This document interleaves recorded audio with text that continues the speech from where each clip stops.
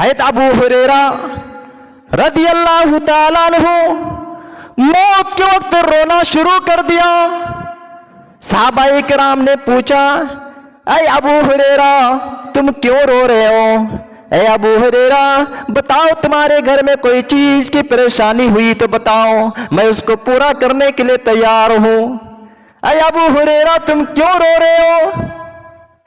ऐ मेरे साहबा,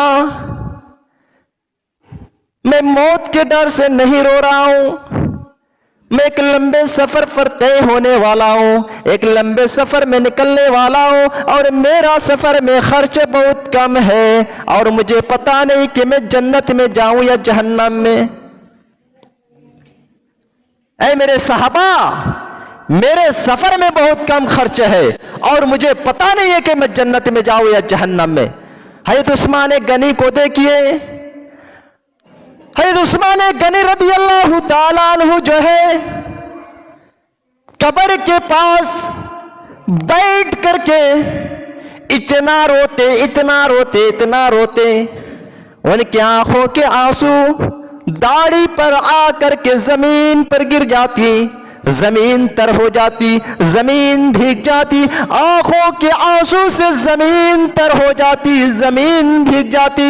सहाबाए किराम ने फरमाया, सहाबाए किराम ने फरमाया, ऐ उस्मान गनी, जब जन्नत व जहन्नम का जिक्र होता है, जब जन्नत व जहन्नम का तज़किरा होता है तो तुम इतना रोते नहीं हो, तुम इतना आंखों से आंसू बहाते नहीं हो। आज जब कब्र के सामने दफनाया जा रहा है, इस वक्त अपने आंखों से आंसू निकाल रहे हो, तो उस्मान गनी के जुमले देखिए। आपने फरमाया, ऐ मेरे साहबा, इन्नल कब्र अव्वलु मनाजिलिल आखिरा, ऐ मेरे साहबा, ये कब्र जो है आखिरत की मंजिलों में से सबसे पहली मंजिल है। ऐ मेरे साहबा, इस कब्र को जो है पास कर लिया है, कब्र के मंजिल को जो पास कर लिया है, जो कब्र के मंजिल को जो क्रॉस कर गया है, उनके लिए आगे की मंजिल बड़ी आसान हो जाएगी, उनके लिए आगे की मंजिल कोई परेशानी नहीं होगी। ऐ मेरे साहबा,